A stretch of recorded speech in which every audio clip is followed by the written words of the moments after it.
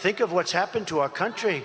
In just 3 years, think of what's happened to our country. You look at the borders and you look at, we're not respected. We're laughed at all over the world. We're losing all of these countries. Saudi Arabia now is aligned with China. We don't want them aligned with China. They're very good. They have tremendous oil reserves, but we really don't need their oil reserves. You know, we have more oil under our feet, I called it liquid gold, than Saudi Arabia or than Russia. And you know what we do? We get it from Venezuela. They won't take it. We take their tar. You know, they don't have good oil. They have tar. And you know where we process it? In Houston. So all that stuff, if you're a believer in that, and I believe it to a certain extent, not like the maniacs that want to destroy our country, but it all goes up into the atmosphere. And when China's very dirty, it all blows over here, just like you ever see in the Pacific Ocean.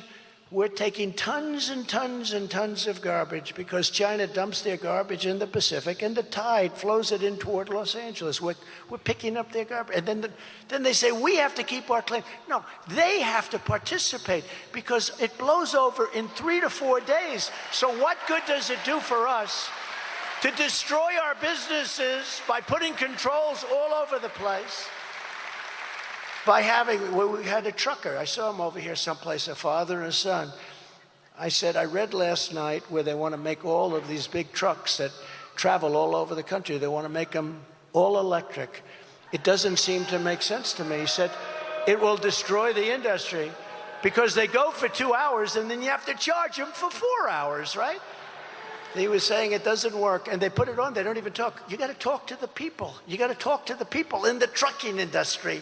Not to some person that wants to destroy our country. I actually believe that's what they want to do. But unlike the establishment globalists in this race, and they are globalists, I've also been an unwavering defender of ethanol, which you like right here, on behalf of the American farmers, and remain the ethanol champion. Now keep it. It's a big factor in Iowa, your state. It's a big, big factor. Our record on the economy is unmatched in the history of our country. So it's no wonder we're up very big in the polls, leading all Republicans in the primary by massive numbers and crushing crooked Joe Biden in the general election. The new poll that came out just today, remember I used to go over the polls in the old days. I'd go over the polls only if they were good. If they were bad, I wouldn't go over them. If I had a bad period and the polls weren't looking good, I wouldn't talk about them. If they're good, I talk. But I'll tell you, I'll talk now because these are the best polls. In the new premise poll that just came out last night, we're at 62%. DeSantis is second at 12%.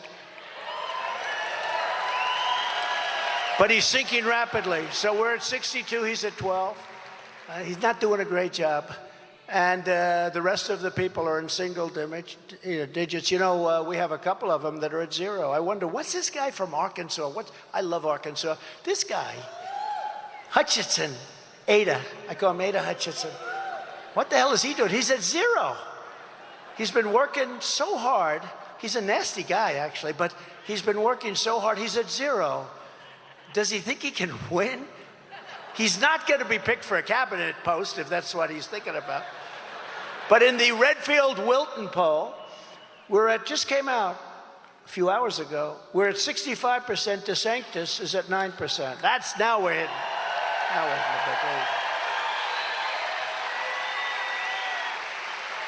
You know, when we started, when I announced, we were up 20, 25 points. That's a lot. Now we're up 50, 60, 70 points. And then they say, why aren't you doing the debate? I say, wait a minute. If I do the debate, what am I doing? I have a guy at 0, 1, 2, asking me nasty questions, somewhat of a hostile network asking me nasty questions, right? What am I doing? Why am I doing it? And, you know, you want to have a smart president, not a stupid president, right? What I do look forward to is debating the Democrat, whoever that may be.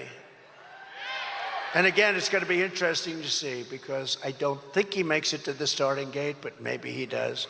But it's going to be a very interesting period of time. And in the just released Iowa state poll, big deal, you know, Iowa's a very big deal. I kept them first in the nation. They very much appreciate it. They didn't do that. The Democrats didn't do that. But in the Iowa poll just came out, I'm up 37 points, 51-14 on, I don't even know if DeSantis is second anymore. He's heading bad. He's turned out to be an unskilled politician. When asked by Morning Consult, which is a big deal, who has the best chance of defeating crooked Joe Biden in November, it was Trump at 63%, DeSanctimonious at 13%, so that's good.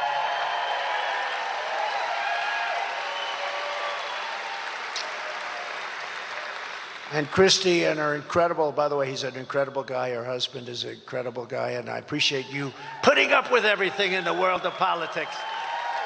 It's, I don't know how the hell you do it. Incredible guy, wonderful guy.